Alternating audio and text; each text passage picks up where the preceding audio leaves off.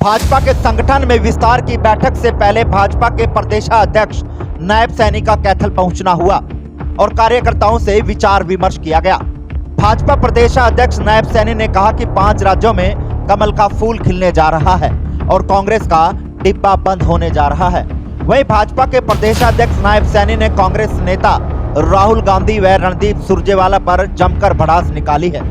राहुल गांधी के मोदी और शाह को जेब कतरा कहने पर नायब सैनी ने कहा कि सबसे बड़े जेब कतरे तो ये कांग्रेस वाले हैं जिन्होंने 70 साल तक लूटने का काम किया है। और वहीं रणदीप सिंह सुरजेवाला पर कटाक्ष करते हुए कहा कि रणदीप सिंह सुरजेवाला और कांग्रेस जनता का बेवकूफ बना रहे हैं, लेकिन जनता समझ चुकी है और अब कांग्रेस के डिब्बे को बंद करने जा रही है। लेकिन अभी समय बताएगा कि क्या कुछ नतीजे रहेंगे। लेकिन भाजपा के प्रदेशाध्यक्ष नायब सैनी ने आज जमकर भड़ास निकाली है। क्या कुछ कहा है आइए दिखाते हैं। आज कांग्रेस की दुकान में सामान नहीं है। आज कांग्रेस की दुकान खाली हो चुकी है। 5 राज्यों में नरेंद्र मोदी जी जो देश के लोगों की अपेक्षाओं के ऊपर खरा उतरे हैं और लोगों ने देखा भी है कि आज नरेंद्र मोदी जी के नेतृत्व में एक नया भारत बना है। मनोहर लाल जी ने बिना भेदभाव के हरियाणा एक हरियाणवी एक को लेकर के काम किया है। आज लोगों का विश्वास इस डबल इंजन की सरकार के ऊपर बढ़ा है। आज पूरे देश के लोग भारतीय जनता पार्टी की सरकार नरेंद्र मोदी जी के ऊपर विश्वास बढ़ा है, क्योंकि राजस्थान के अंदर लोगों ने आंकलन किया है। लोग देखते हैं राज्य के अंदर कांग्रेस की सरकार, देश के अंदर भारतीय जनता पार्टी नरेंद्र मोदी की सरकार, और दोनों सरकारों का आंकलन कर रहे हैं, लोग देख रहे हैं।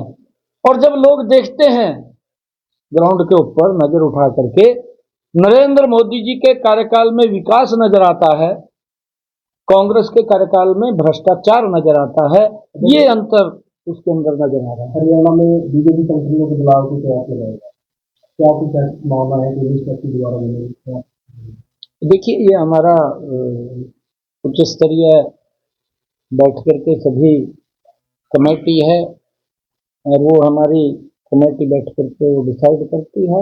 अभी तो मेरा बैठना हुआ ही नहीं है, क्योंकि अभी तो मैं जिलों के अंदर लोगों का आशीर्वाद लेने के लिए जा रहा हूं और जितना आशीर्वाद हरियाणा के लोगों का मिलेगा तो मैंने आज तक ये कल्पना भी नहीं की थी कि इतना बड़ा आशीर्वाद लोगों का स्नेह और प्यार मिल रहा है। और उनके स्नेह और प्यार को बरकरार रखने की जिम्मेवारी मेरी है।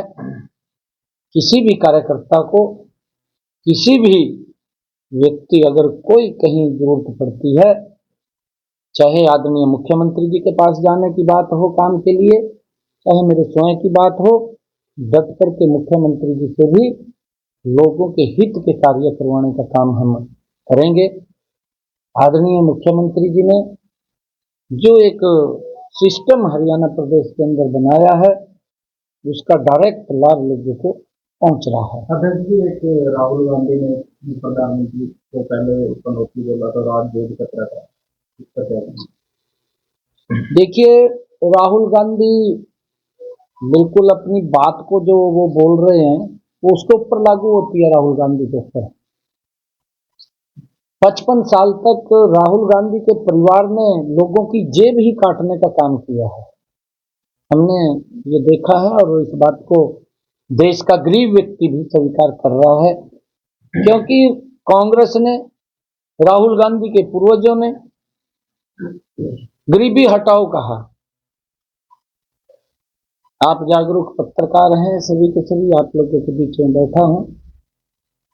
आप इस बात का आंकलन करिए, 55 साल राहुल गांधी और उसके परिवार का ही शासन रहा, 9.5 वर्ष नरेंद्र मोदी का शासन रहा। किसने जेब काटी है जनता की? आपके सामने आंकलन एकदम शीशे की तरह है, साफ हो जाएगा। मैंने कहा है कि कांग्रेस की दुकान में सामान नहीं रहा। कांग्रेस बुखड़ा चुकी है और बुखड़ा गई है तो अनाप शनाप बोलते हैं। नरेंद्र मोदी को गाली दे करके वोट बटोरना चाहते हैं, मनोहर लाल जी के खिलाफ गलत शब्द बोल करके वोट बटोरना चाहते हैं। ये तपस्वी लोग हैं नरेंद्र मोदी और मनोहर लाल जी, जो देश और प्रदेश के लिए काम कर रहे हैं। ये अपने लिए नहीं, ये 140 करोड़ लोगों के लिए काम कर रहे हैं। मनोहर लाल जी 2.5 करोड़ हरियाणवियों के लिए काम कर रहे हैं। ये डबल इंजन की सरकार मिलकर के कि लोगों को सुविधाएं मिले, उसके लिए काम कर रहे हैं। अध्यक्ष जी, जब से आपको हरियाणा की कमान मिली है तो एक बात चल रही है लोगों में कि कहीं ना कहीं बीजेपी जात लोग जात कर रहे हैं। नहीं देखिए, क्योंकि ये भी जो दुष्प्रचार कर रहे हैं ये कांग्रेस के लोग कर रहे हैं। जाट समाज के बड़े प्रबुद्ध लोग मेरे साथ आशीर्वाद देने के लिए आते हैं और उनका आशीर्वाद मिलता है, उनकी संस्थाएं आती हैं।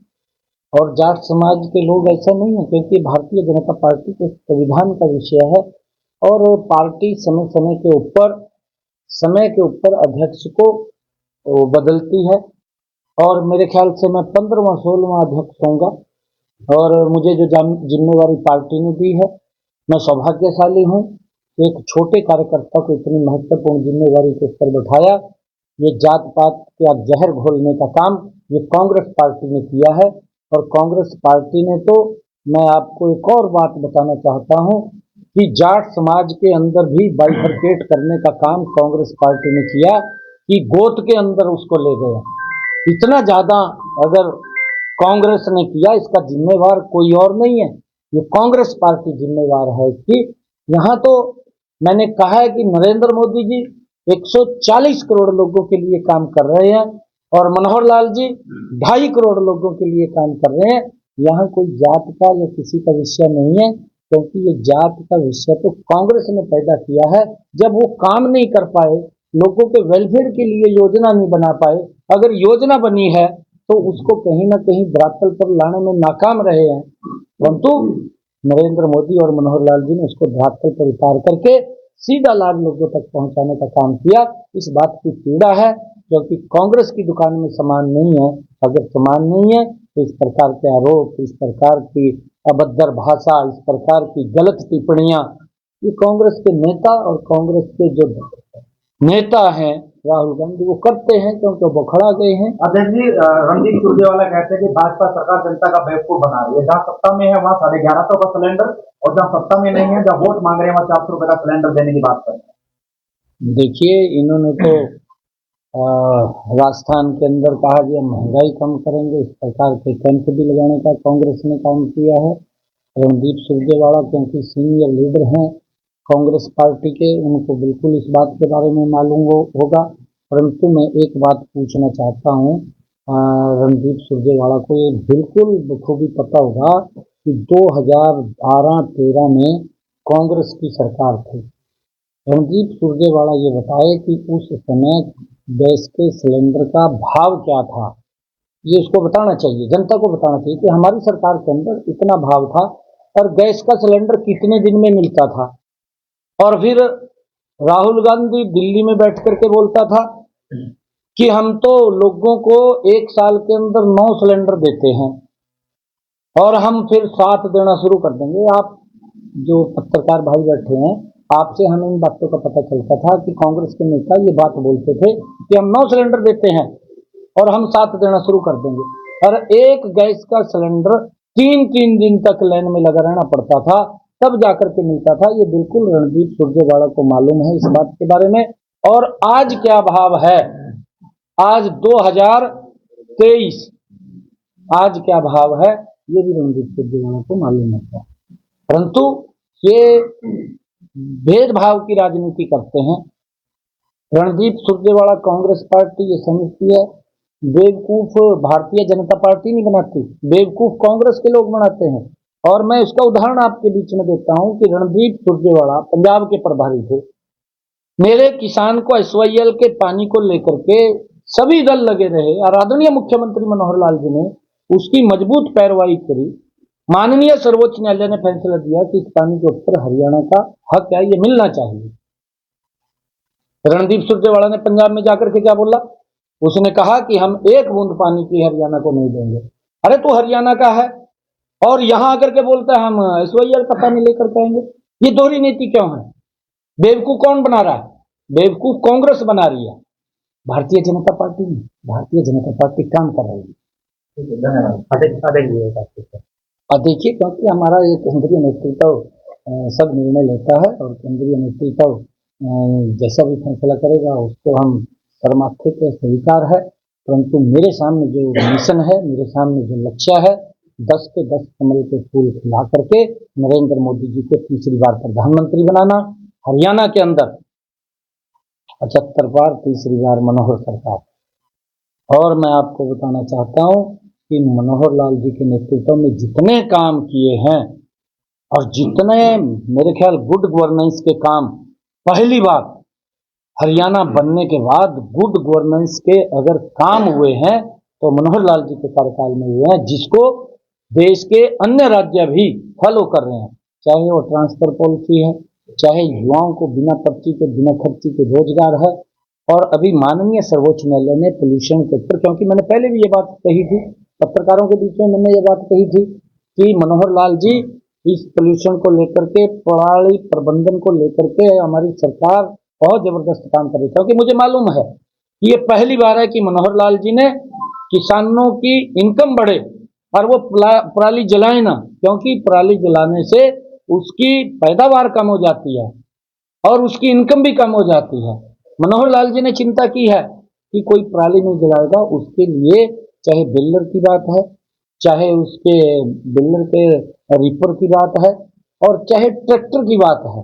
ट्रैक्टर को भी इन सब के लिए सब्सिडी दे करके किसान को देने का काम किया और किसान उसके माध्यम से अपनी पराली को, जो हमारे बिजली से अंतर लगे हैं, उसके अंदर जा करके अपनी पराली को दे सकता है। उसकी इनकम भी बढ़ी है, उसको फायदा भी हुआ है और उसको सामान उन्होंने सब्सिडी पर भी दिया है।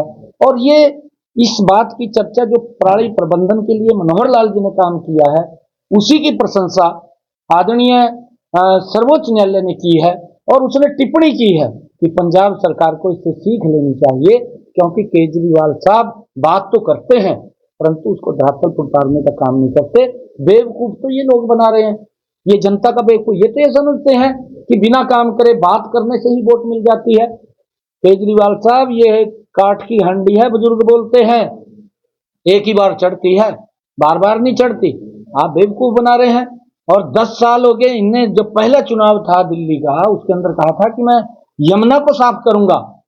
आज भी 10 साल के बाद यमुना की क्या स्थिति है आप लोगों के सामने है। आज भी वो कितना पोल्यूशन उसके अंदर है। एक भी छोटा सा काम वहां उस पोल्यूशन की, यमुना की सफाई के लिए नहीं कर पाया। अगर नहीं कर पाया तो उसका जिम्मेवार कौन है? खाली बात करने से काम नहीं होता, काम करने से होता है। मनोहर लाल जी काम कर रहे हैं, तब जाकर के लोगों को सुविधा मिल रही है, लोगों को इस प्रकार की व्यवस्था मिल रही है। और तभी माननीय सर्वोच्च न्यायालय ने कहा पंजाब सरकार को कि आपने सीख लेनी चाहिए वहां से और उस दिशा में काम करना चाहिए। बात ना करें, काम करें। धन्यवाद।